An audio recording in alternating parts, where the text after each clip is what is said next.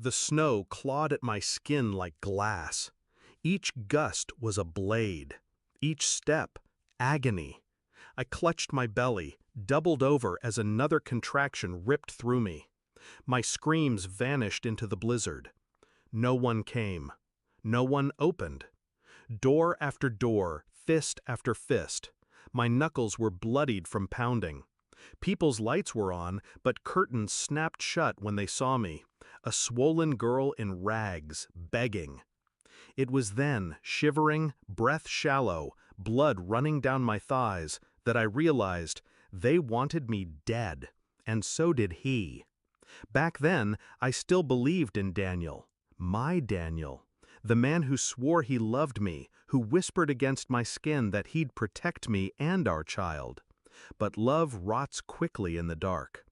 The first clue came with his late nights, the second with his sudden distance, his silence when I asked about money. The third was undeniable. His mother smirk when she told me, almost gleefully, that I was never supposed to carry his child, that I was only ever a mistake to be erased.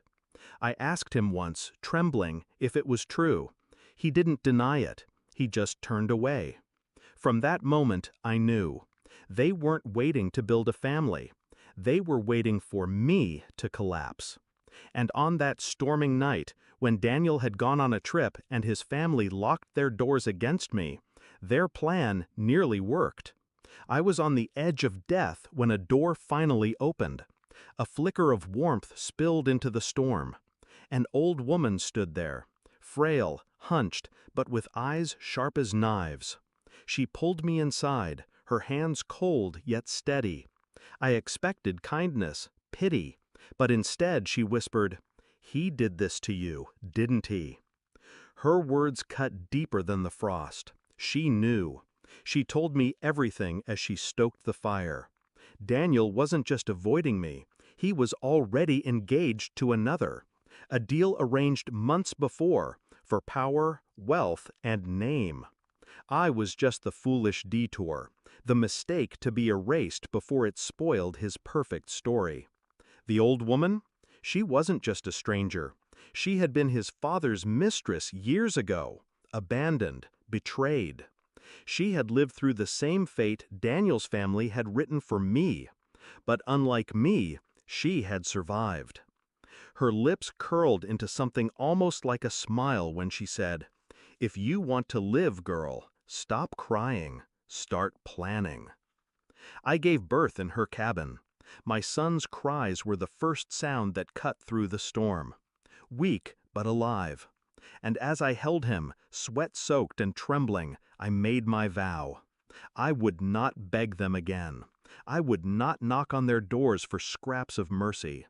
I would take everything from them, slowly, quietly, until they understood what it felt like to be left in the cold. The old woman taught me patience. She gave me names, numbers, contacts. People who hated Daniel's family as much as she did. While nursing my child, I studied business records, property ledgers, affairs hidden in plain sight. I pieced together their empire, brick by brick, until I saw the cracks. Daniel's father's company depended on one contract, one signature that held the rest together. I found out who held it. I found out what they wanted. And I gave it to them, quietly, anonymously. I never signed my name, never left a trail. But the day that contract slipped from their grasp, I knew they felt it. It wasn't enough, so I went deeper. His mother, so proud, so cruel, hid things Daniel didn't know. Bank accounts overseas, affairs she thought were secret. I let them slip into the wrong hands. And Daniel himself? I didn't touch him, not yet.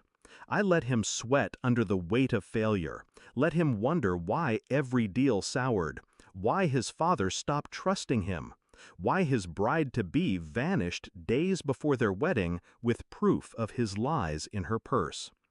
The confrontation came on a night almost like the one that broke me. Snow falling heavy, their house dim and silent. I walked up, not to beg, but to deliver. Daniel opened the door. His face was hollow, his suit crumpled. "You?" he whispered, like seeing a ghost. I smiled, calm, steady, the way I hadn't been the night he left me to die. "Hello, Daniel," I said. He stammered excuses, apologies, bargains. I said nothing, just handed him a single envelope. Inside was the final proof. The deed to the last property his family owned transferred out from under them. Their safety net gone. Their empire reduced to ash. I watched his hands shake as he read, watched the color drain from his face. "Why?" he whispered. I leaned in, so close he could see the frost in my lashes, the calm fire in my eyes. "Because you left me in the snow," I said. "And I don't forget." I didn't wait for him to answer.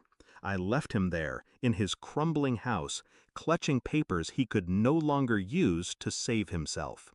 And as the wind swallowed me again, I didn't feel cold anymore. I had carried life through death. I had turned pain into fire. I had shown them what it meant to be abandoned. Then I left them with nothing but the storm. People call it revenge. I call it survival.